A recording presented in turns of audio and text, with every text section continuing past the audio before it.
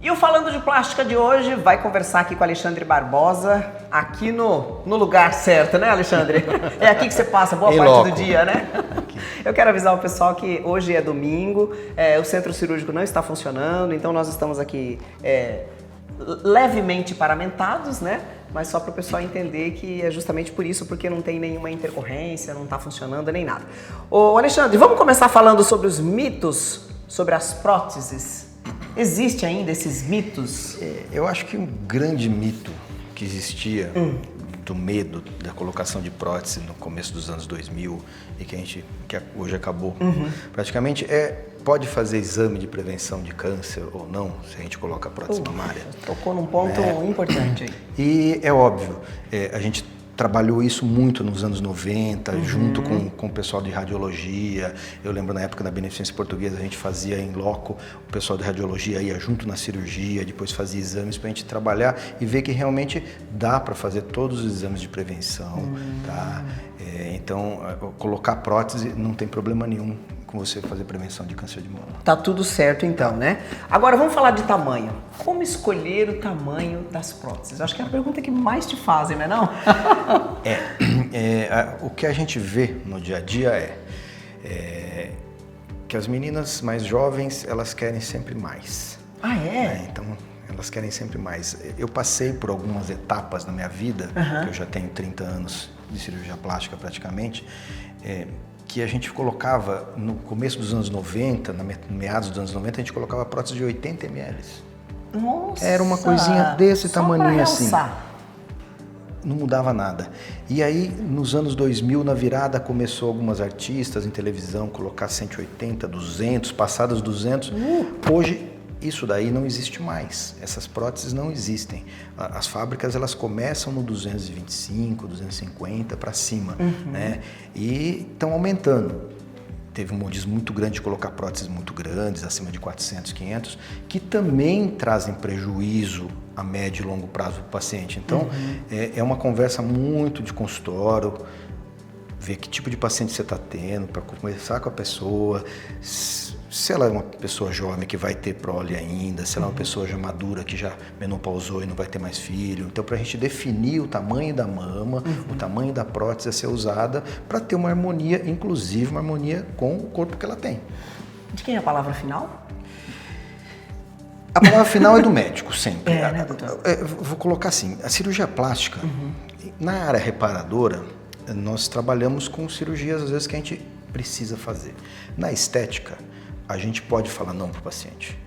Né? Eu acho que eu não vou ferir os meus princípios dentro da medicina para fazer mercantilismo e vender alguma coisa para o paciente. Então, eu posso falar não para o paciente, que o paciente não precisa ser operado. Eu não estou omitindo o socorro para o paciente. Claro. Né? Então, a palavra final é minha. Se a pessoa quiser alguma coisa muito fora do que é a realidade do dia a dia nosso hoje em dia, eu vou negar a cirurgia. Nossa, bom. Doutor, quais os principais cuidados no pós-operatório desse procedimento específico aqui das próteses? Toda cirurgia plástica, ela não é incapacitante.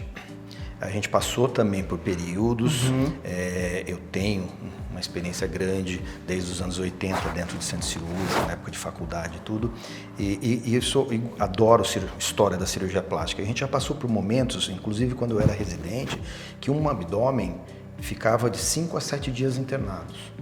E a gente só deixava o paciente andar no terceiro pós-operatório.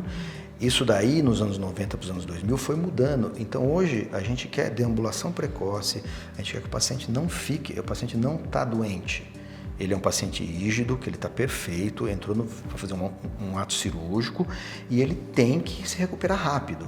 Isso para não ter problemas de complicações pós-operatórias. Então, o paciente tem que medir o que ele pode fazer. A gente não pode também deixar o paciente pensar sozinho, porque senão muita ele faz vontade, muita né, vontade, aí ele faz coisas erradas. Mas a gente, junto com o paciente, tem que começar a liberar ele para ele ser ativo no dia a dia. Em 2 semanas no máximo, ele está voltando quase que o ritmo de vida dele normal. Olha que legal. Ou seja, bem mais rápido hoje em dia, né? Muito mais rápido. Muito mais rápido, né? Doutor, como é que a estrutura do hospital pode impactar na segurança da cirurgia? O hospital ele tem que dar a estrutura mínima que a gente precisa, tá? Você vê, aqui a gente está em loco uma sala que a gente faz cirurgia, que a gente tem toda a infraestrutura. Aquilo é um aparelho de anestesia que é como se fosse um aparelho de recuperação de uma UTI. Tá? Então ele dá todo o suporte que a gente precisa para o paciente, tem toda a aparelhagem que precisa, e aqui nós estamos com a sala vazia. Quando a gente está operando, a sala está cheia de outros equipamentos, né, que dá toda a infraestrutura. Né? E além dessa estrutura física, de espaço, de aparelhagem, ela tem que dar uma estrutura de ser humano, de equipe. Bons anestesistas, boa enfermagem, que consiga fazer o paciente se sentir confiável e confortável até a alta dele. Hoje as altas são precoces. A maior parte das altas são dadas entre 12 e 24 horas de cirurgia, né, na cirurgia plástica. Quais são as principais inovações hoje na área de prótese mamária, doutor, que você pode trazer para a gente? A principal inovação já não é mais nova, né? Tudo muito rápido, né? É uma coisa muito rápida, mas não é mais nova. Eu acho que o boom que teve a prótese mamária, a primeira cirurgia de prótese mamária foi feita em 1962 por 2 americanos.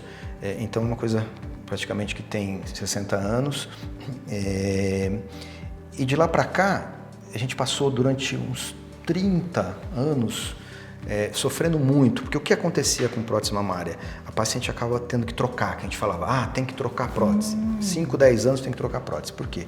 As próteses, ela tinha um gel de silicone que acabavam, moléculas por moléculas, saíam para o microporos e dava uma transpiração de silicone em volta da prótese que fazia com que o organismo reconhecesse aquilo como um corpo estranho e dava um processo inflamatório de repetição. Isso é que chama, e dava uma cicatriz forte em volta da prótese, que é a contratura capsular. Né? Eles nem é romper, né? Mas quando a gente tirava próteses antigas, a gente pegava a prótese que estava melecada de silicone por fora. Tudo bem que o organismo protegeu ela, porque tudo que você coloca que não é seu, o organismo faz uma carapaça em volta e protege. Né? Então ele protegia da prótese. Essa proteção acabava endurecendo a mama, por isso se trocava a prótese. Em meados dos anos 2000, eles criaram um silicone que ele tem um gel coesivo. Então as moléculas elas têm uma aderência entre elas. Então hoje você corta uma prótese, qualquer dia a gente precisa fazer um trabalho abrindo uma prótese, até você vai ver que o silicone não escorre mais. Não é igual ao silicone industrial que escorre. Ele parece uma geleia de mocotó. Né? Então ele não tem mais esse extravasamento. Né? As coberturas do silicone melhoraram demais, porque é um elástico de silicone, que a gente chama de elastômero, e um gel de silicone interno. Né? É silicone por fora e silicone por dentro. Né? Então, a vulcanização desse elástico, isso tudo melhorou muito. Então, hoje, o índice de contratura capsular é bem próximo do zero. E a recomendação para troca? Elas são vitalícias. É mesmo? Tem uma porcentagem bem próxima do zero, entre 0,01% e 0,02%, que ainda tem contratura, às vezes por defeito até de fabricação da prótese, ou por algumas pessoas que têm uma reação diferente, até às vezes autoimune pela prótese. Né? Mas a gente trabalha bem próximo do zero, então as próteses elas praticamente são vitalícias. Olha, muito Pensando bom. sempre que a cirurgia nunca é vitalícia. Né, porque a gente vai continuar sofrendo efeito do envelhecimento sempre. É verdade. Doutor, como é que um acompanhamento adequado pode evitar complicações futuras? Toda cirurgia plástica, não importa qual que você faça, a gente nunca dá uma alta precoce para o paciente. A gente tem que acompanhar esse paciente em torno entre 1 e 2 anos. Tá? É lógico que o acompanhamento vai se espaçando e a gente sempre deixa a porta aberta para o paciente e explica para o paciente o que ele tem que fazer anualmente de exame para trabalhar isso daí e como que ele tem que agir na vida dele para ele não voltar para trás. Né? A gente porque é muito comum a gente fazer uma lipo, fazer outras coisas, outras cirurgias, né? Assim, no paciente, e o paciente voltar para a vida que ele tinha antes. Cirurgia plástica é uma cirurgia de bem-estar. A gente dá um bem-estar para o paciente e o paciente tem que aproveitar isso e levar isso daqui para frente. Ele vai mudar o estilo de vida, vai mudar o pensamento dele em alimentação, exercício, tudo para ele continuar. Tendo um impulso, né? Quanto mais tempo quanto mais ele seguir essas regras, mais tempo ele tem o resultado da cirurgia. Mas, como eu falei antes, a gente continua envelhecendo e os resultados eles vão desaparecendo com o passar dos anos. Esse foi o Falando de Plástica com o Dr. Alexandre Barbosa, esse bate-papo aqui sobre próteses mamárias, né? Muito bacana ele explicando aqui, e o objetivo é esse, né? A gente sempre trazer mais informações e mais conhecimento sobre cirurgia plástica para você. Obrigada, doutor.